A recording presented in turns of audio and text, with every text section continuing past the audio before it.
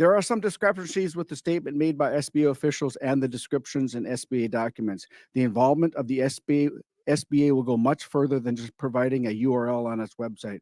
The SBA also agreed to provide voter registration training to all SBA personnel conducting activities under the MOU, assist voters in completing voter registration applications, and create data security protocols for handling data from the URL. Mr. Whitson, are there constitutional concerns as to why the federal government should refrain from participating in the elections process? Thank you for that question, Mr. Congressman. So yes, of course there are. So under the elections clause that we point out, Article 1, Section 4, Clause 1, but also under the Administrative Procedure Act as a federal law, forbids federal agencies from acting outside of the scope of the power delegated to them by Congress, and also outside of the scope of the Constitution. So it's violating the Administrative Procedure Act as well. And so why do you think the first state selected by Joe Biden's Small Business Administration to implement this MOU was the state of Michigan? Well, I think it's clear it's because it's a key battleground state, and there's strong allies in that state that were willing to form this agreement with them. So if they truly wanted to help small businesses, like they say, they would have gone into the Upper Peninsula of Michigan, where per capita there are more small businesses in the Upper Peninsula. But you know what? That's red country. That's Republicans up there. This is clearly for political purposes, and it's unconscionable that the American people our taxpayer money is going towards this. Ms. Danetz, as I discussed, roughly 91% of Michigan voters are registered to vote, with small businesses owners more likely to vote than the general population. If the purpose of the executive order is to register voters on a nonpartisan basis, why didn't the SBA enter into an MOU with states that have lower voter registrations than Michigan, which is at 91%? Again, as I said earlier to another Congress member's question,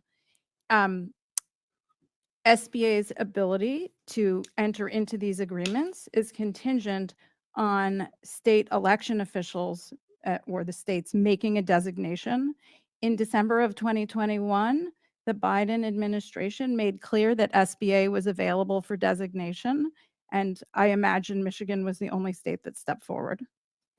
Through our investigation, this committee has uncovered that a majority of SBA events have occurred in the southern portion of Michigan, mainly in Democratic strongholds. That's crystal clear to the American people.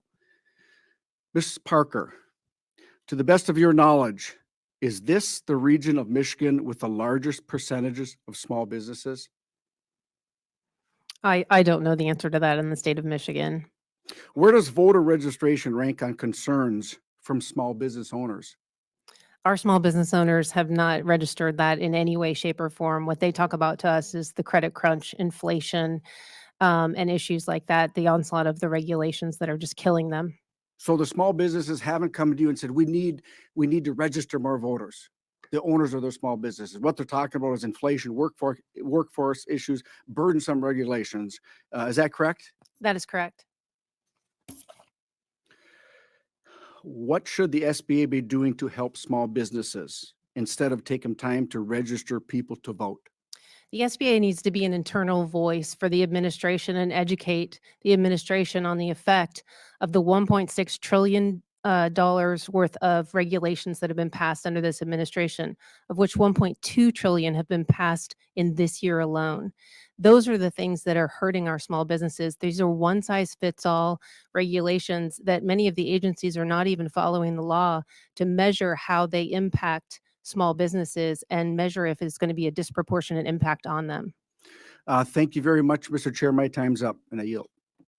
Gentleman yields back. I now recognize Representative Alford from the great state of Missouri for 5 minutes. Thank you, Mr. Chair. The Small Business Administration was created in 1953 by President Eisenhower with a mission to aid, counsel, assist, and protect the interests of small business concerns, preserve free competitive enterprise, and strengthen the overall economy of our nation. It was not created to register voters. Yet, despite this clear and obvious mission to help small businesses, Administrator Guzman has spent her time flying to the South by Southwest Film Festival or to Togo or to swing states to register voters for the Democrat Party. In fact, Administrator Guzman often travels to Michigan and other battleground states, including Democrat members of Congress with her, President Biden, Vice President Harris, other senior White House officials. While at these inherently political events, Guzman makes statements showcasing investments in Michigan communities, especially on trips related to President Biden's Investing in America tour, promoting the Biden-Harris administration's small business boom. So basically what they're doing, they're taking the show on the